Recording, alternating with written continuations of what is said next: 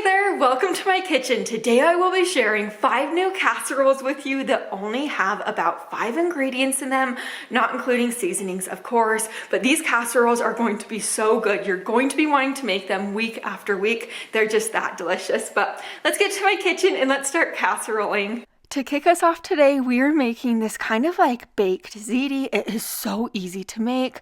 To this pan on my stove, I'm adding a pound of sausage along with a yellow onion. I just threw it in there. I'm breaking the sausage up and I'm going to cook it through right now. While it's cooking away, over to this pot of boiling water on my stove, I'm adding in 10 ounces of penne pasta. I'll just cook the pasta according to the package instructions. Now that my sausage is cooked through, I'm just removing any excess grease from my pan. You could remove your grease however you choose to do so. I just like doing it like this. Now I'll go ahead and add in a 24-ounce jar of pasta sauce, and then I added about a third a cup of water to that jar just to get out any excess pasta sauce. I scraped all the flavorful bits off the bottom of my pan, and I'm going to let this simmer on my stove for a few minutes.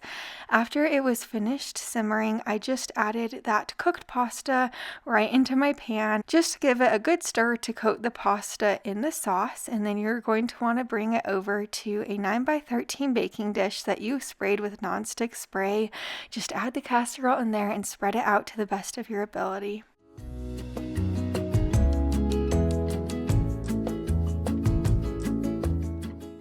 If you're a cheese fan like me, sprinkle a cup and a half of shredded mozzarella cheese on the top. Bake this in a preheated oven to 350 degrees for about 35 minutes. Here's what my plate of food looks like. This is just such an easy, delicious, classic casserole.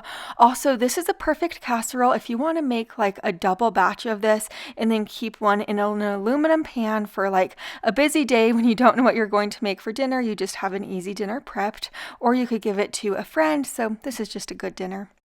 Now we're making this chicken and yellow rice casserole. So into this big bowl, I'm adding in a 9-ounce bag of yellow rice.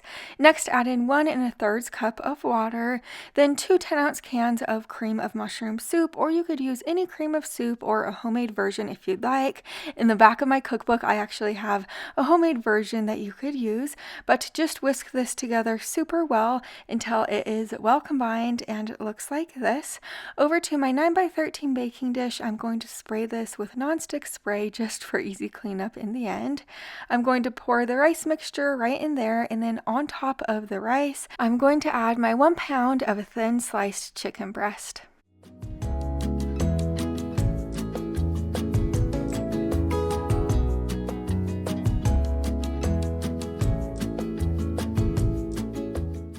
I'm going to season the chicken with a little bit of salt, pepper, paprika, and onion powder.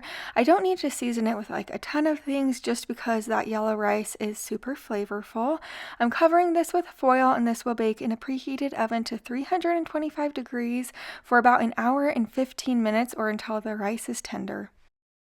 Here's my plate of food. This is such an easy casserole to make. It has such minimal ingredients, and this is kind of like a pantry staple dinner. So you could kind of keep these ingredients on hand for those weeks when you don't really know what you're going to make for dinner. I also serve this alongside of a side salad.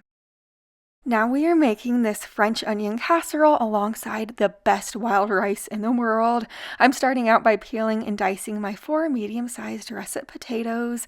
I brought them over to a greased 9x13 baking dish and I added them in there. Next, I added in a 1.5 pounds of cubed chicken breast and then 10 ounces of French onion soup.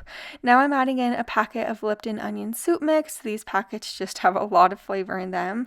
Now I'm adding in 1 cup of shredded provolone cheese, and I'm going to give this a stir. Cover this with foil and bake this in a preheated oven to 375 degrees for about 45 minutes. And I don't know if you remember, but a couple weeks ago in my slow cooker video, I made this wild rice alongside of the pulled beef sandwiches, and a lot of people asked me for the recipe, so I'm going to share the recipe now. Into this big pot, I added 1 cup of wild rice along with a tablespoon of butter, 1 3/4 cup of vegetable broth, and then for the seasonings, a teaspoon teaspoon of onion powder, paprika, salt, and pepper. Give this a stir and let this simmer on your stove covered for about 40 to 45 minutes. But now that my French onion casserole is out of the oven, I am going to just stir it well, and then I am going to sprinkle on about a half a cup more provolone cheese.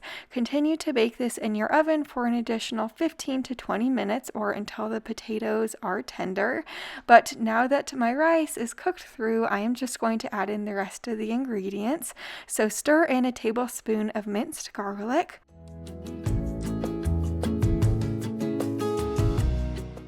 Now I'm going to add in a half a cup of heavy cream along with 1 cup of shredded Colby Jack cheese, and last but not least, a 12-ounce frozen bag of broccoli.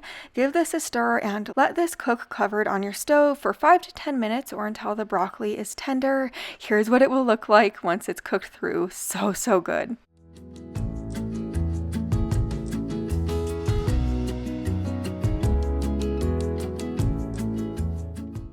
This French onion chicken is so rich. I know a lot of different French onion chickens take like hours and hours to make, but this one has very little prep, and then you just stick it in the oven and the oven does all the work for you.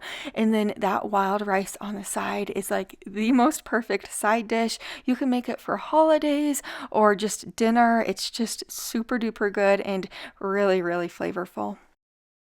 Now we're making this chicken stuffing casserole. So into this big bowl right here, I'm adding in 1 can of cream of chicken soup. Next, add in 2 cups of cooked shredded chicken, or you could use cooked shredded turkey if you like. Then I'm going to add in 1 cup of chicken broth. Next, add in 1 cup of chopped broccoli. You could also use other veggies too, like a chopped onion or shredded carrots, or you could use all those veggies. It would be really good like that. Now I'm adding in 1 box of stuffing mix, and then for the seasonings, 1 teaspoon of paprika and 1 teaspoon of onion powder.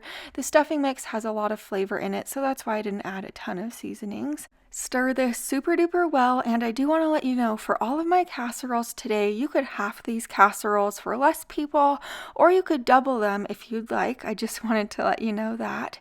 But into my 9x13 baking dish, I added the casserole in there, and now I'm going to spread it out, cover this with foil, and bake this in a preheated oven to 350 degrees for about 30 minutes. After that time is up, remove the foil and give this a stir.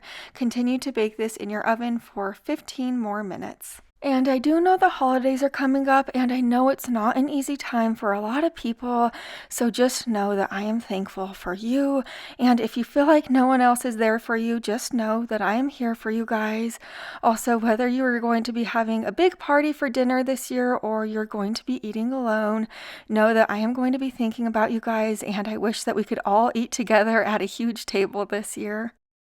This one is for all of my meatless meal friends. We are making this Mexican casserole now. So into my baking dish, I'm adding 1 cup of uncooked jasmine rice, or you could use white rice. Then I added in 1 can of drained and rinsed black beans, along with 1.5 cups of salsa. Today I'm using this black bean and corn salsa, but you could use any type of salsa you like. I just found this salsa at Walmart. Then I added in 2 cups of vegetable broth, and then for the seasonings, I'm keeping it simple by just adding in a tablespoon of taco seasoning. This recipe is actually a variation of this vegetarian Mexican casserole. In my cookbook, it is on page 79. And if you didn't know this, I do have some meatless meal options in my new cookbook. Also, there's 8 sections, and it is spiral bound for hands-free, mess-free cooking. Right now, I have the physical and digital cookbook available for you. I have it linked in the description box below this video. But now I'm going to give this a stir.